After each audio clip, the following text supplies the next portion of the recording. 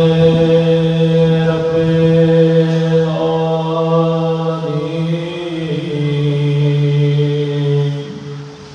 الحمد لله كما هو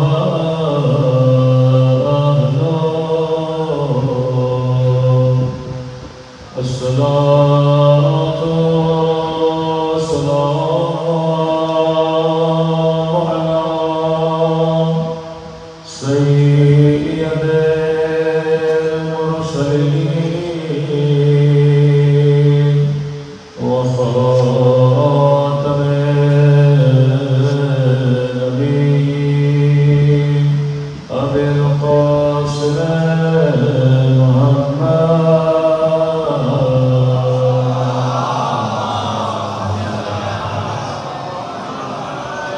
وعلى آله الطيبين الطاهرين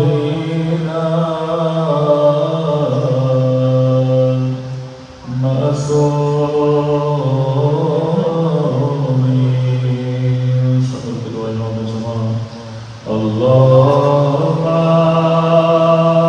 صل عليك وجدد للأسان صلواتك عليه وعلى آله في هذه الساعة وفي كل وليا وحافظا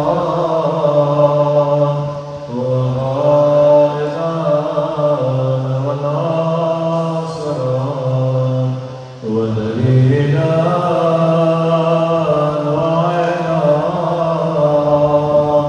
حتى تسكنه أرضك وتمتعه فيها طويلا برحمتك يا أرحم الراحمين صلوات محمد بسم الله الرحمن الرحيم رب اشرح لي صدري ويسر لي أمري واحلل عقدة من لساني يفقهوا قولي أما بعد فقد قال مولانا الحسين عليه الصلاة والسلام إنما خرجت بطلب الإصلاح لأمة جدي صلوات محمد وعلى آله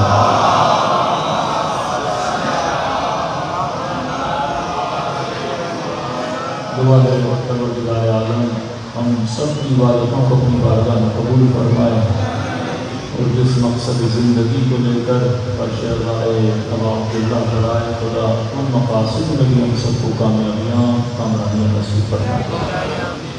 آج کے زمانے میں اللہ نے مسلمانوں میں تشیع کو سب سے بڑی نعمت عطا کی ہے، وہ نعمت فرش فضا بعد اللہ،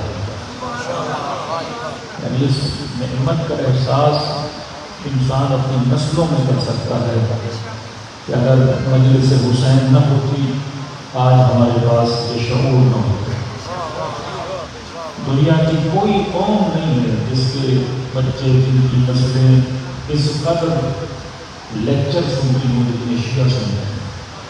2 مہینہ مجالس ہوتی ہیں، ماہ مبارک مجالس ہوتی ہیں، ایام شہادت، ایام ولادت، مجالس ترحیم، مطلب مومن جب تک زندہ ہے ذکر حسین سنتا رہتا ہے، اور جب دنیا سے جاتا ہے تو پھر اپنے نام سے مجلس ترحیم کرا کے جاتا ہے۔ جب تک زندہ ہے تب بھی ذکر کرتا ہے، اور جب دنیا سے جاتا ہے تب بھی ذکر اہل بیت کرا کر جاتا ہے۔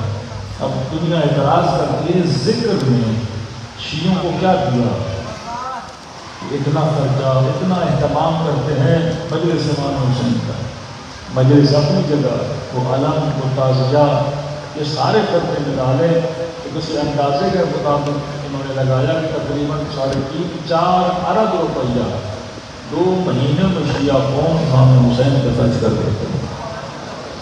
تو اعتراض کرنے والے نے اعتراض کیا جناب کتنا پیسہ آپ لوگ خرچ کرتے ہو کس چیز پہ؟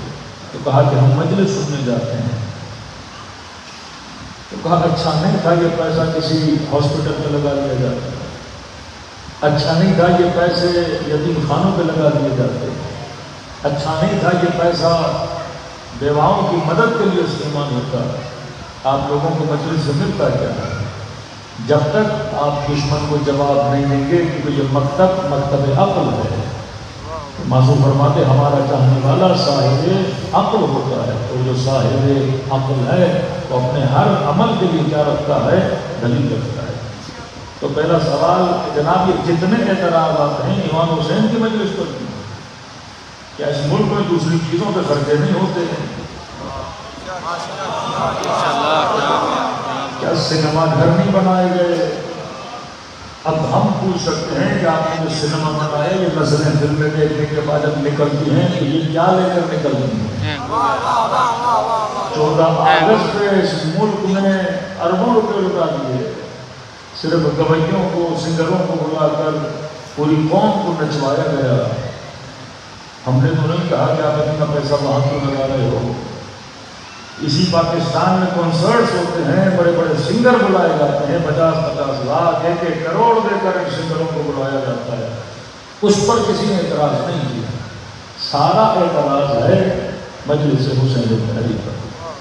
اب یہ زمانہ کسی کو روکنے کا تو ہے نہیں، ہم لیکن یہ تو کہہ سکتے ہیں جناب آپ ہمیں یہ بتائیے یہ جو 2 گھنٹہ سینما گھر میں ہو کر آیا اسے سینما نے کیا دیا؟ یہ جو 1-1.5 گھنٹہ کسی سنگر کو سن کے آیا اسے کیا ملا؟ آپ وہ بتاؤ، پھر ہم بتاتے ہیں کہ مجلس حسین نے اسے کیا دیا۔ ذکر ابو عبداللہ نے اسے کیا دیا؟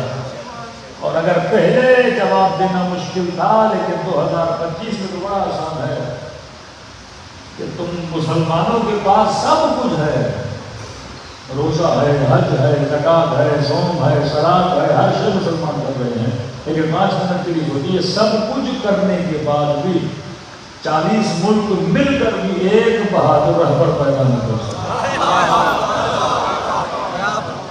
آدمی کو سوچنا چاہیے نا کہ جناب حج پہ جا رہا تھا، عمرہ کر رہا تھا، نماز پڑھ رہا تھا، زکات دے رہا تھا، خیر و خیرات کر رہا تھا، لیکن ایسی کون سی کمی تھی میرے معاشرے میں کہ میں بہادر رہبر پیدا نہ کر سکا، میں بہادر لیڈر پیدا نہ کر سکا؟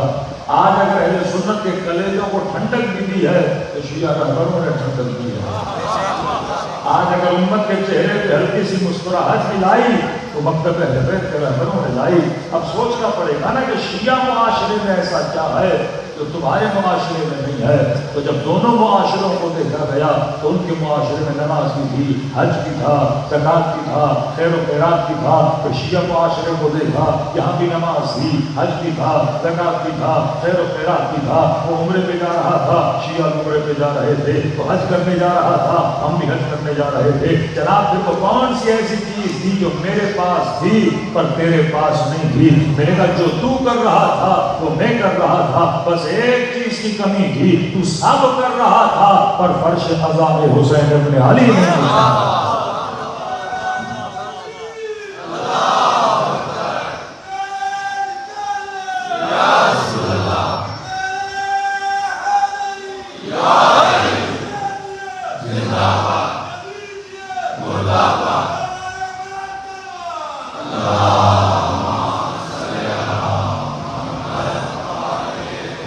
کمی تھی تو فرش اعلیٰ کی کمی تھی، اور جن نسلوں کو ذکر حسین ملا ان نسلوں نے بہادر بچے پیدا کیے۔ اب اگر کوئی کہے کہ یہ پیسہ مجلس پہ لگاتے ہو، جنہیں کہا کرو مجلسوں پہ لگاتا ہوں، بولو میں اپنی نسلوں پہ خرچہ کرتا ہوں۔ یہ انویسٹمنٹ ہے ہماری نسلوں پر کہ جب جوان فرشیزہ پہ بیٹھتے ہیں انہیں کربلا بہادر بناتی ہے، کیونکہ ہماری کوئی ایسی مجلس نہیں جس کے آخر میں شہادت نہ پڑھی جائے۔ جو بچپن سے شہادت سنے تو کبھی موت سے ڈرنے والا نہیں ہوتا۔ اس قوم نے بہادر بچے پیدا کیے، فرش عزائے حسین ابن علی انسان کو یہ حوصلہ دیتا ہے کہ کونوا للظالم خصما وللمظلوم عونا، ہمیشہ ظالم کے لیے نفرت رکھنا اور مظلوم کے لیے ہمدردی رکھنا۔ کبھی آپ شیعہ مجلسوں میں چلے جاؤ، یہ وہ فرش ادا ہے کہ ظالم سے نفرت، مظلوم کی حمایت۔ کبھی آپ نہیں سنو گے شیعہ مجلسوں میں بھی یہ بولا جائے کہ مارنے والا بھی جنت میں، مرنے والا بھی جنت میں، مارنے والا بھی رضی اللہ، مرنے والا بھی رضی اللہ۔ مطلب جس نے ظلم کیا اس سے بھی اللہ راضی ہے، اور جس سے ظلم ہوا اس پہ بھی اللہ راضی ہے۔ عرش اعلیٰ افکار کو خالص بنا دیتا ہے، عرش اعلیٰ محبتوں کو خالص بنا دیتا ہے۔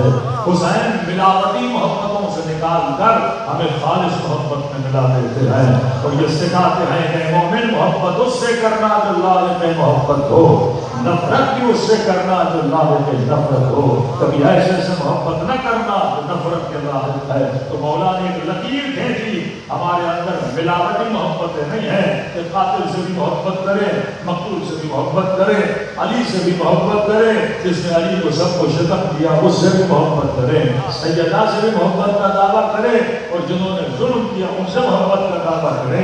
اسے اتفاق تو بول سکتے ہو پر محبت نہیں بول سکتے۔ محبت خالص ہوتی ہے۔ انی سلم لمن صالحہم وحرب لمن حاربہم۔ مولا جو آپ سے محبت کرتا ہے میں اس سے محبت کرتا ہوں، جس نے آپ سے دشمنی کی ہے میں اس سے دشمنی کرتا ہوں۔ تو فرش اعلیٰ محبتوں کو خالص بنا دیتا ہے۔ آج کسی بھی شیعہ مجلس میں چلے جائیے، 7، 8، 9، 10 سال کے بچے کو اٹھا کے کھڑا کیجیے اور اس سے بس اتنا پوچھیے کہ یہ بتائیے شیعہ بچہ ہو، فرش اعلیٰ پہ بیٹھنے والا بچہ ہو، اس کو فرش نے اتنا شعور دیا کہ یہ ظالم اور مظلوم کو جاننے لگتا ہے۔ اس بچے سے کوئی میدان یہ بتاؤ یزید پہ لعنت بھیجی سکتی ہے یا نہیں بھیجی جا سکتی؟ میں نے کہا تو پوچھے گا یہ 3 لعنتیں بھیج کے بتائے گا۔ یہ گھبراتا نہیں، کیونکہ سے حسین نے حسینیت زندہ باد اور یزیدیت مرد آباد کا نظریہ دے دیا۔ تو آج ہمارے بچے بچے کو پتا ہے کہ یزید قابل لعنت ہے، اور وہاں بڑے بڑے مفتیوں سے پوچھا گیا کہ جناب یزید نے ظلم کیا کہ نہیں؟ بہت بڑا ظلم کیا، نواسہ رسول پہ ظلم کیا، نواسیوں پہ ظلم کیا۔ اب یہ تو بتائیے یزید پہ لعنت بھیج سکتے ہیں کہ نہیں؟ ایسے لگا جیسے منہ پہ تالے لگ گئے ہیں۔ یہ لعنت کا معاملہ تو شیعوں کا ہے، ہم تو قیامت پہ چھوڑ دیتے ہیں۔ تو میں نے کہا تو لعنت بھیج بھی نہیں سکتا، لعنت وہ بھیج سکتا ہے جو حسین کے قبیلے سے تعلق رکھتا ہے۔ یہ خواہش ہمیں سکھاتا ہے کہ بندے مومن تمہاری محبت کیا ہونی چاہیے؟ خالص ہونی چاہیے۔ نفرت کیا ہونی چاہیے؟ خالص ہونی چاہیے۔ محبت اس سے کرو جو لائق محبت ہو، نفرت بھی اس سے کرو جو لائق نفرت ہو۔ اب فرش اعلیٰ کیا دیتا ہے؟ سب سے پہلی چیز جو فرش اعلیٰ دیتا ہے، فرش اعلیٰ کی نعمت، فرش اعلیٰ تفریق کو مٹاتا ہے۔ آپ کو ڈرامہ دیکھو، فلم دیکھو تو کبھی یہ جوانوں کے لیے ہے، یہ بوڑھوں کے لیے ہے، یا بچوں کے لیے ہے۔ فرش اعلیٰ وہ فرش ہے جہاں بچہ بھی بیٹھا ہے، بوڑھا بھی بیٹھا ہے، جوان بھی بیٹھا ہے۔ عمر کی کوئی تفریق نہیں ہے، مائیں بھی ہیں، سارے آ جاتے ہیں فرش اعلیٰ پہ۔ ایک کلی پیغام دیا جاتا ہے، اور ہمارے یہاں غرور کو مٹایا جاتا ہے، تکبر کو مٹایا جاتا ہے۔ آفیسر بھی ہے تو نیچے بیٹھا ہے، مالدار بھی ہے تو فرش پہ بیٹھا ہے، غریب بھی ہے تو فرش پہ بیٹھا ہے۔ حضرت حسین نے کہا کہ کوئی چیز تمہیں بلند نہیں کر سکتی، تم سب کا رنگ ایک ہے، اور وہ رنگ حسین نے بنایا۔ اللہ اکبر، یا رسول اللہ، زندہ باد، زندہ باد، مردہ باد، مردہ باد۔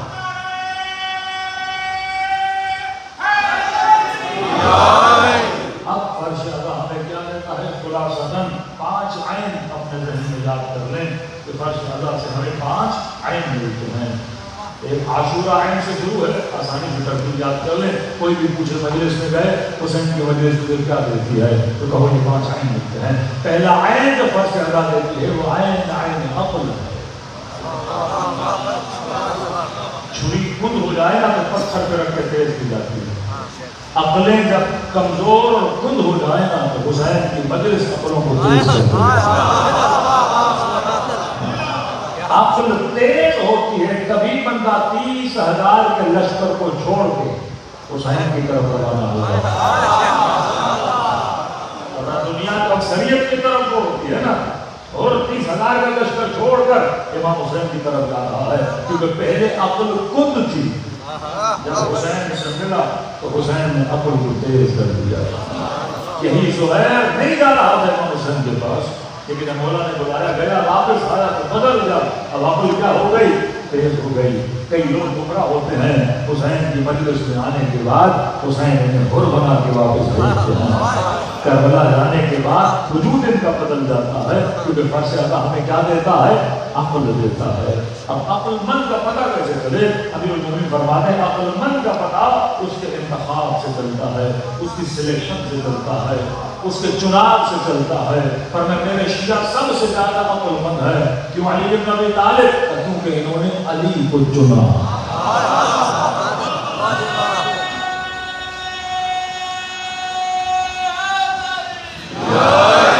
عقل مسلم پہ ماتم کرنا چاہیے نا، کہ اصحاب رسول میں سب سے بڑا عالم کون تھا؟ خود کہتے ہیں علی تھے، سب سے بڑا زاہد کہتے ہیں علی تھے، سب سے بڑا شجاع کہتے ہیں علی تھے، سب سے اچھے فیصلے کرنے والے کہتے ہیں علی تھے، جس نے سب سے پہلے اسلام لایا کہتے ہیں علی تھے، جس نے کبھی کسی کو سجدہ نہیں کیا کہتے ہیں علی تھے، ارے جس کے چہرے کو دیکھنا عبادت کہتے ہیں علی تھے، جس کا ذکر کرنا عبادت کہتے ہیں علی تھے، جس کے بچے جنت کے جوانوں کے سردار کہتے ہیں علی تھے، جس کی بیوی خواتین عالم کی سردار کہتے ہیں علی تھے۔ اب پوچھو افضل کون ہے؟ تو پہلا عقل سے پوچھو کہ افضل کون ہے تو عقل کیا کہے گا؟ علی بن ابی طالب ہے۔ مطلب نہ کسی حدیث کی ضرورت ہے نہ روایت کی ضرورت ہے۔ اگر امیر المومنین کی امامت کے لیے روایت نہ بھی ہو، حدیث نہ بھی ہو، عقل سے صرف پوچھو کہ بھائی یہ 4-5 لوگ ہیں، ان میں امام کسے کرنا چاہیے؟ عقل کہے گیا جو سب سے بڑا عالم ہو، جو سب سے بڑا زاہد ہو، تو میدان کو نہ چھوڑنے والا ہو، جو پیٹ دکھا کے بھاگنے والا نہ ہو۔ کون بولے گا؟ عقل آپ کو بولے گی نا۔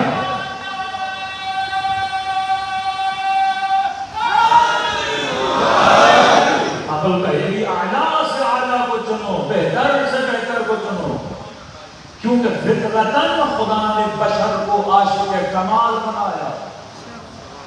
کوئی بچہ امتحان میں فیل بھی ہو جائے گا، پیسے دے کر بھی کہے گا نمبر ملا دے مجھے، کیوں؟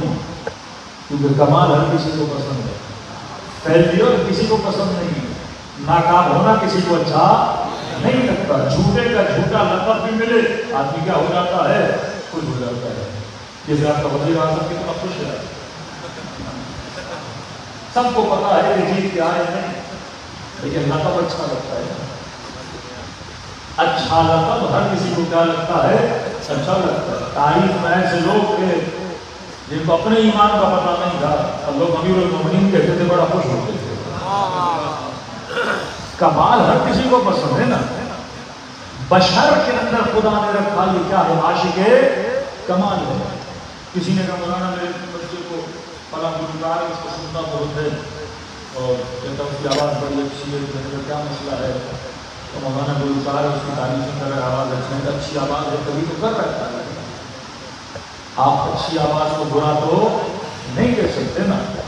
جہاں آپ کو کمال نظر آیا آپ اس کی کیا کرو گے؟ تعریف کرو گے نا۔ میں نے کہا اب اس کو یہ سمجھانے کی ضرورت ہے میرے لال آواز تو با کمال ہے، لیکن جہاں استعمال کر رہا ہے وہ نہیں جا سکتا ہے۔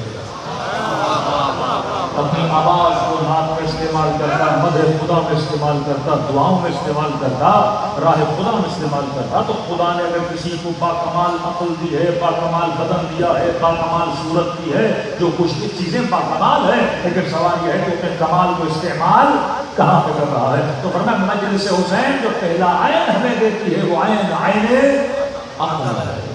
مجلس حسین عقلوں کو مضبوط کر دیتی ہے، اور جب عقل مضبوط ہوتی ہے عقل مند اپنا انتخاب اچھے سے اچھا کرتا ہے۔ اس نے کسے چنا؟ علی ابن ابی طالب کو چنا۔ اور آپ نے کبھی نہیں دیکھا ہوگا کہ جسے علی ملے پھر وہ علی کو چھوڑے۔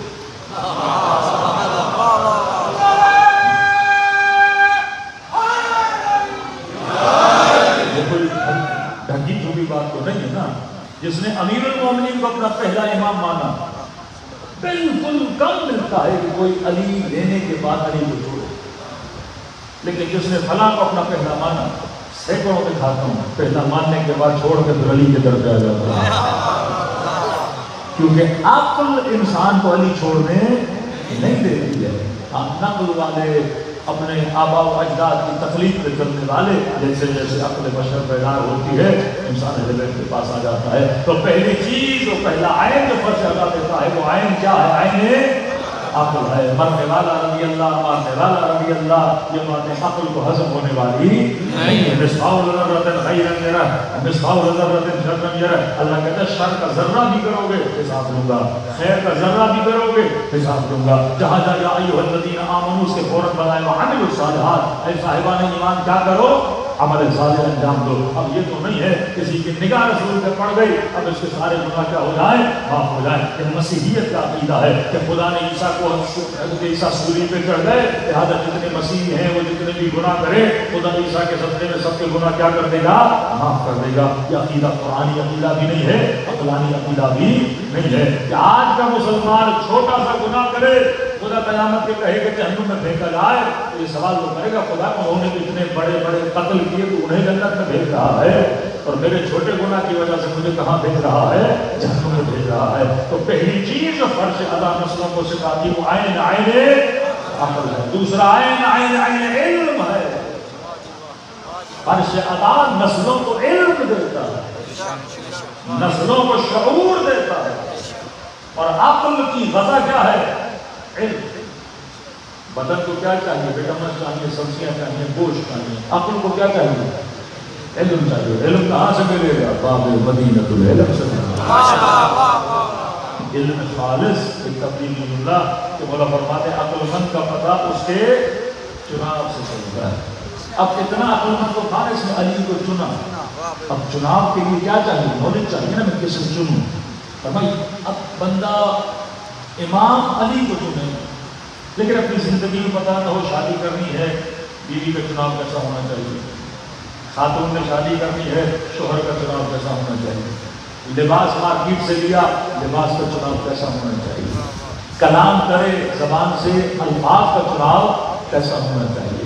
آنکھیں اللہ نے دی ہیں، تصویروں کا چناؤ کیسا ہونا چاہیے؟ کان اللہ نے دیے ہیں، آوازوں کا چناؤ کیسا ہونا چاہیے؟ یہ جگہ جگہ پہ تیرا چناؤ بتاتا ہے تو عقل مند ہے یا بے وقوف ہے۔ کہ یوم ندعو کل اناس بامامہم، قیامت کے دن ہر بندے کو اپنے امام سے اٹھایا جائے گا۔ امام وہ جو آگے چلے، مأموم وہ جو پیچھے چلے۔ ایسا نہ ہو آدھی قوم قیامت کے دن اٹھائی جا رہی ہے، امام ایکٹرس اور ایکٹریسز بنی ہوئی ہوں، فرماتے میں نے تو فلاں کو کہا نہیں تو نے اس کو دیکھ کے اپنے کپڑے پہنے، تو نے اس کو دیکھ کے فیشن کیا، تو نے اس کو دیکھ کے اپنی سوچ بنائی۔ تو چناؤ اگر امام کے لیے اچھا ہے تو پوری زندگی کے لیے چناؤ کیا ہونا چاہیے؟ اچھا ہونا چاہیے۔ بہتر سے ربنا آتنا فی الدنیا حسنہ وفی الآخرۃ حسنہ، اے خدا میرا چناؤ اچھا ہوگا تو خدا دنیا میں بھی کیا عطا کرے گا؟ حسنہ۔ اب یہ علم اہل بیت ملے گا تو آپ کو چناؤ بہتر ہوگا۔ یعنی ہم اتنا علم لیتے ہیں، آج واقعاً شیعوں نے جتنا علم حاصل کیا کہاں سے حاصل کیا؟ ہم میں سے کتنے لوگوں نے کتنی کتابیں پڑھی ہیں؟ ہمیں جتنا علم ملتا ہے کہاں سے ملتا ہے؟ منبر حسین ابن علی سے ملتا ہے۔ تو پہلا عین عقل، دوسرا عین علم، تیسرا عین عقیدہ۔ عرش ادا ہمارے عقیدے بناتا ہے، ہمیں باطل عقیدوں سے بچاتا ہے۔ آج سب سے بڑی چوری عقیدوں کی چوری ہے۔ عقیدہ بگڑ گیا تو انسان کا ایمان بھی کیا ہو گیا؟ بگڑ گیا۔ آج سب سے بڑا دشمن اگر آپ کو کوئی ہو سکتا ہے وہ کس کا دشمن ہے؟ عقیدے کا دشمن ہے، کیونکہ عقیدہ بچپن سے غلط ہوا پوری زندگی کیا ہو جاتی ہے؟ غلط۔ عقیدہ صرف دینی نہیں، مثال کے طور پہ ابن سعد کا عقیدہ تھا کہ شہر رے کی حکومت ملے گی میں کیا ہو جاؤں گا؟ غلط عقیدے میں سے کیا کر دیا؟ تباہ و برباد کر دیا۔ حر کا عقیدہ تھا، اور دنیا کی زندگی فرمایا حیات دنیا، یہ حیات دنیا جو ہے فانی ہے، حیات آخرت کیا ہے؟ باقی ہے۔ فرمایا دنیا کے مزے کیا ہیں؟ ظاہر ہونے والے ہیں۔ تو عقل سے کام لیا اور حر نے کس کو چنا؟ امام حسین علیہ السلام کو چنا. کس کی وجہ سے؟ صحیح عقیدے کی وجہ سے. دیکھیے اب میں کہوں نعرے حیدری کا جواب کیا ہے؟ اس وقت ملکوں میں سپر پاور کون ہے؟ پوری قوم کیا بولتی ہے؟ امریکہ. یہ عقیدہ ہے کہ نہیں؟ جس طرح نعرہ حیدری سب کو یاد ہے، اسی طرح پوری قوم کے بچے بچے کو بتا ہے سپر پاور کون ہے؟ امریکہ ہے. عقیدہ بنا. اب اسکول میں، کالج میں، یونیورسٹی میں پڑھا لکھا، کوئی جوان فورس میں گیا، کوئی جوان سیاست میں گیا، کوئی یہ بنا، کوئی فوج میں گیا، کوئی بڑی رینک پہ آیا، لیکن بچپن سے عقیدہ کیا بنا ہوتا ہے؟ امریکہ کیا ہے؟ سپر پاور ہے. یہ کبھی بھی اس سے جرأت نہیں کرے گا بات کرنے کے لیے، کیونکہ بچپن میں اس کا عقیدہ بنا دیا گیا. بڑی بڑی رینک پر بھی آ جائے، بڑا بڑا افسر بھی بن جائے، مشرف جتنا بڑا چیف آف آرمی اسٹاف بھی بن جائے، لیکن بش اپنی کتاب میں لکھتا ہے کہ میں نے سوچا ہی نہیں تھا میری ایک کال پہ اس کی ہوا نکل جائے گی، چاہے ایک فون کال پہ. کیونکہ بچپن سے کیا بنا ہوا ہے؟ عقیدہ بنا ہوا ہے نا. امریکہ کیا ہے؟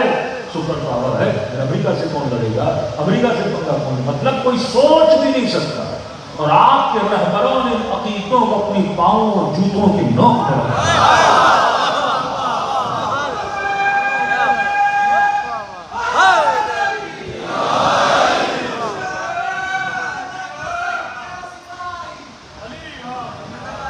اپنی جوتوں کی نوک میں رکھا تھا. ہم اس عقیدے کو ماننے والے نہیں، کیونکہ ہم فرش عزا سے عقیدے لیتے ہیں. اور حسین کا عقیدہ ہے کہ سپر پاور اللہ کی ذات ہے، وجود پروردگار عالم ہے، اللہ کے علاوہ کچھ بھی نہیں ہے. ہاں دشمن جان لے لے گا، مال لے لے گا، سر کاٹ لے گا، لیکن وہ تمہاری روحوں کو کبھی موت دے نہیں سکتا. یزید بھی تو خود کو سپر پاور سمجھتا تھا، لیکن آج کتنے لوگ ہیں جو یزید کو یاد کرتے ہیں، اور کتنے لوگ ہیں جو حسین کی کربلا میں جمع ہوتے ہیں، جس کی قبر پہ کوئی تھوکنے والا بھی نہیں ہے آج. لیکن آؤ سرزمین کربلا میں جس کو یزید نے جنگل بنانے کا سوچا تھا، خدا نے اسی کو مومنوں کے لیے جنت بنا دیا. غلط عقیدہ بچپن سے اگر ذہنوں میں ڈالا جائے نسلیں بزدل ہوتی ہیں. تبھی مسلمان بہادر رہبر پیدا نہیں کر پا رہے، کیونکہ ان کے پاس عقیدے ہی نہیں ہیں جن کے مفتی منبر پر بیٹھ کر یہ بولے کہ رسول نے فرمایا کہ حاکم کیسا بھی ہو اس کی ذات کیا ہے؟ واجب ہے. لیکن ہم نے اپنے بچوں کو عقیدہ دیا کہ جناب یہ 1400 سال کے بعد آ کر مفتی کہہ رہا رسول نے یہ کہا تھا 62 ہجری میں، کیا حسین کو پتا نہیں تھا میرے نانا نے کیا کہا ہے؟ اور معصوم اور امام بنا قاما بعدا، یہ جو کریں گے وہ سنت رسول میں شمار کیا جائے گا. تو بس ایسا کیا بناتا ہے؟ عقیدے بناتا ہے، نسلوں کو بہادر بناتا ہے. ہاتھ من الذل کیا ہے؟ عقیدہ ہے. ذلت کی زندگی سے عزت کی موت بہتر ہے. یہ عقیدے مسلول کیے جاتے ہیں کہ دنیا فانی ہے، دنیا کی لذت فانی ہے، اپنی دنیا کے لیے اپنی آخرت کو تباہ و برباد نہ کیا کرو. چوتھا عین عمل. صرف عقیدہ نہیں، ساتھ میں عقیدے پہ عمل بھی ہونا چاہیے. اور آپ اس ملک میں رہتے ہیں شاید مسلمانوں کا سب سے بے عمل ملک ہو، جس ملک کے عقیدے بڑے اچھے، عمل ہے زیرو. پاکستان کا مطلب کیا؟ کتنا خوبصورت عقیدہ ہے. اب عمل میں کیا ہے؟ لوٹو کھاؤ، ریٹائرمنٹ کے بعد بھاگو. اچھے اچھے نعرے بلڈنگوں پہ لکھے جاتے ہیں، ایمان، اتحاد، نظم، تینوں ہی نہیں ہیں. نہ ایمان ہے، نہ اتحاد ہے، نہ نظم ہے. قومی اسمبلیوں کی چھتوں پہ 99 نام اللہ کے بھائی ہے. شاید اللہ نظر نہیں آتا، ناموں کو دیکھ کے شرم آ جائے، لیکن انہی ناموں کے نیچے 99 تو کیا 100 سے زیادہ مرتبہ یہ لوگ جھوٹ بولتے ہیں. جس ملک کی دیواروں پہ لکھا ہو صفائی نصف ایمان ہے، اسی کے لیے کتنا پڑا ہوا ہے. عقیدہ ہے تو عمل بھی ہونا چاہیے. اگر نظم لکھا ہے تو نظم ہونا چاہیے، اگر ایمان لکھا ہے تو ایمان ہونا چاہیے. اگر یہ کہا کہ مطلب لا الہ الا اللہ ہے تو مطلب لا الہ الا اللہ ہونا چاہیے. اگر کہتے ہو کہ حی علی الصلاۃ حی علی الفلاح، اس عمل کی طرف آؤ جو کامیابی کا عمل ہے تو اسے کامیابی سمجھنا چاہیے جب کہ تو صلاۃ و حی علی خیر العمل، آپ بہترین عمل کی طرف آؤ، پھر اس عمل کو بہترین عمل سمجھنا چاہیے. اگر کہتے ہو اس عقیدے پہ عمل بھی کیا کرو. اللہ کہتے ہیں جب اسلام میں آتے ہو پورے کے پورے آؤ، آدھا نہیں، سوا نہیں، فرمایا کافہ کمپلیٹ ہو کے اسلام کے اندر داخل ہو جاؤ، کیونکہ خدا کو ملاوٹی مسلمان پسند نہیں ہے. فرش ادا عقل دیتا ہے، فرش ادا علم دیتا ہے، فرش ادا عقیدہ دیتا ہے، فرش ادا عمل کی ترغیب کرتا ہے. پانچ عین عین عین عبرت. فرش ادا سکھاتا ہے کہ تاریخ کے قصے پڑھ اور کیا حاصل کر، عبرت حاصل. اے جوان کربلا میں کوئی اور تھا، کوئی ابن سعد تھا، تم نے دونوں سے عبرت کیا حاصل کہ اگر دل کے کسی کونے میں رے کی حکومت کی محبت ہے تو حسین کی محفل میں نہ بیٹھ سکتا ہے. یہ محفل نام کسی چیز کا ہے. پہلے اغیار کی محبتوں سے دل کو خالی کر، پھر وادی عشق حسین کے اندر کیا ہو جا، داخل ہو جا. کربلا عبرت ہے. قرآن کہانیوں قصوں کی کتاب نہیں ہے. کس کی کتاب ہے؟ عبرت کی کتاب ہے. یوسف کا قصہ پڑھ، جوان عبرت حاصل کر. ابراہیم کا قصہ پڑھ، عبرت حاصل کر. کربلا سنو تو کربلا سے عبرت کیا حاصل کی کہ جو حق پہ ہوتا ہے خدا اسی کا ساتھ دیتا ہے. کسی نے چوتھے امام سے پوچھا کہ مولا اتنی تاکید ہے امام کی، فرمایا کثرت سے میرے بابا کو سلام کیا. مولا اتنی بار کیوں کہتے ہیں جا رہا عاشورہ 100 سلام امام حسین. مولا اتنی بار کیوں کہتے ہیں کثرت سے میرے بابا کو سلام کرو. فرمایا کیونکہ عاشورہ کے دن میرا بابا ترس گیا تھا. کیا مطلب ہوگا؟ صبح عاشور سے لے کے سورہ عاشور تک کبھی اکبر کہتا بابا سلام، کبھی قاسم کہتا چچا سلام، کبھی اون محمد کہتے مامو سلام، کبھی حبیب کہتا مولا سلام، کبھی عباس کہتا سب آگے پیچھے نا. لیکن جیسے صبح عاشور گزری پر میں کوئی بچا نہ کہ حسین کو سلام کرے. میرا بابا تڑپ کا مولا 30,000 کا لشکر کہتے تھے باغی ہے اسے کوئی سلام نہ کرے. پھر لوگ اعتراض کرتے تھے مولا آپ اتنا روتے کیوں ہیں؟ شہادت کا آپ کا ورثہ نہیں، ورنہ ہم کبھی شہادت کے لیے نہیں روئے. اب شہادت تیر سے آئے، تلوار سے آئے، زہر سے آئے، تبر سے آئے، اس سے نہیں روتے. مولا پھر روتے کیوں تھے؟ فرمایا ہم روئے توہین کی وجہ سے. سورہ شمس میں امت نے اونٹنی کو کاٹا. اللہ کہتا ہے بھلا یخاف عقباہا، انہیں نہیں پتا اس کے گلے کو کاٹنے کی سزا میں کیا دوں گا. خدا ایک اونٹنی تو ہے کہ نہیں، معمولی اونٹنی نہیں، ناقۃ اللہ الہ، اللہ کی اونٹنی.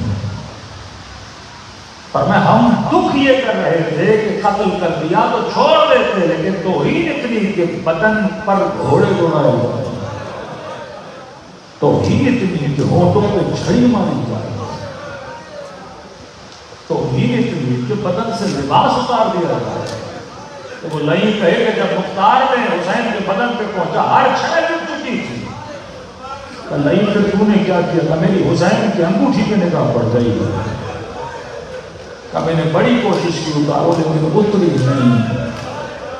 مختار میں نے خنجر نکالا اور حسین کی انگلی کاٹ دی. چوتھے امام فرماتے یہ وہ شخص تھا جس نے انگلی کاٹی، یہ وہ تھا جو ہر کے لشکر میں تھا اور اتنا پیاسا تھا میرے بابا نے اس کا سر اپنے گھٹنے پہ رکھ کے اسے پانی پلایا اور اس میں آ کے میرے بابا کی انگلی کو کاٹا. اب فرمایا تم میں سے جب کوئی میرے بابا کو سلام کرتا ہے ہمارے کلیجوں کو ٹھنڈک ملتی. فرمایا اگر طالب زیارت حسین ہو فرما خلوص دل سے آقا حسین کو سلام کرو. اگر نہ چاہتے ہوئے آنکھوں سے آنسو آ گئے فرما یہ مت سمجھنا یہ تیرے آنسو ہیں، حسین نے تجھے تیرے سلام کا جواب دیا. دلوں کو کربلا لے جائیں، ایسے سلام کرو جیسے زینب نے بھائی کو کیا، جیسے سکینہ نے بابا کو کیا. جسے سلام آتا ہے میرے ساتھ پڑھیں، جسے نہیں آتا نام حسین کو سب کو آتا ہے، سب کو.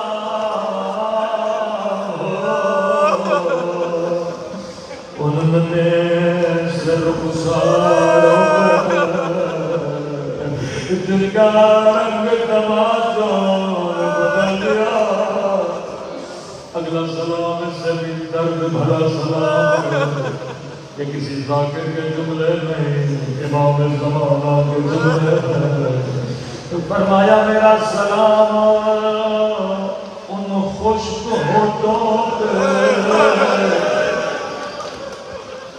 اللہ جانے اکبر کے ہوٹ یا علی اصغر کے ہوٹ،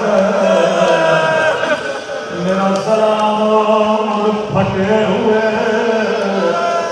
خشک ہوٹوں پہ، مولا یہ کس کے ہوٹ ہے؟ جواب خود لیا، فرمایا میرا سلام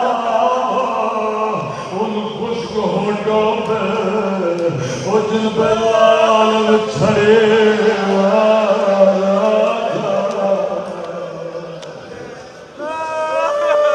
کسی بچی کو سر نہ دکھائے، کتنی مظلومہ بچی ہے۔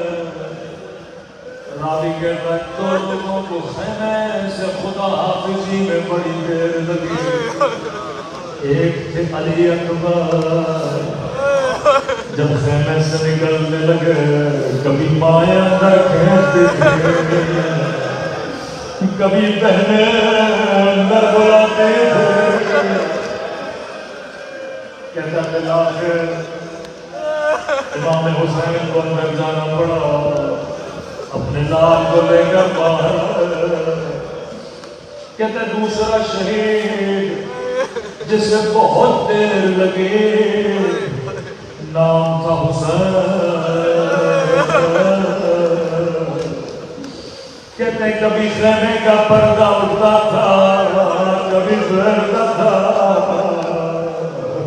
کبھی بھانجے کبھی بھتیجے کبھی بہن،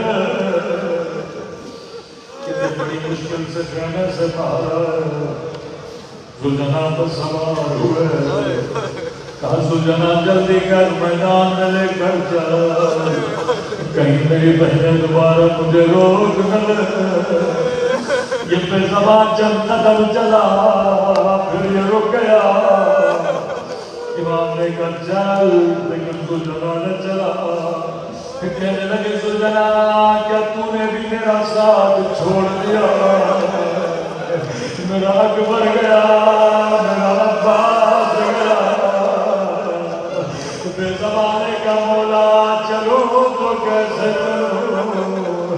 اپنے سر کو جھکایا، مولا نے کیا دیکھا؟ ایک بچی ہے جس نے گھوڑے کے پاؤں میں باہر ڈالی ہے، زلجنا میرے بابا کو لے کر رجا، جو بھی گیا پھر واپس نہیں آیا۔ مولا جلدی سے زلجنا سے اترے، سکینہ کو گودی میں اٹھایا، کہتے سرزمین کربلا پہ لیٹ گئے، بچی کو سینے پہ لٹایا، کہ سکینہ آخری بار بابا کے سینے پہ سو جا۔ بچی نے کہا بابا اکبر کا نصیب تھا، قاسم کا نصیب تھا، بابا میرے نصیبوں میں کیا ہے؟ فوراً سینے سے اتارا، خاک کربلا کو اٹھایا، سکینہ کے سر پہ ڈالا، کہنے لگے سکینہ تیرے نصیبوں میں یتیمی ہے۔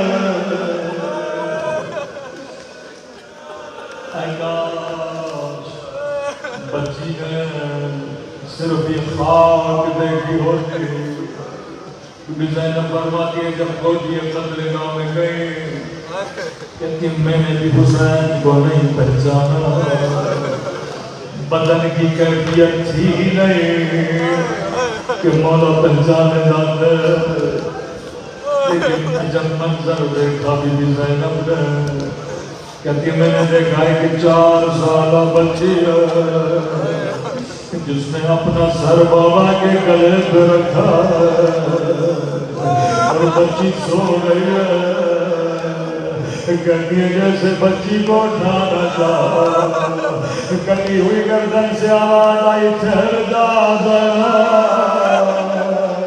میری تھکی ہوئی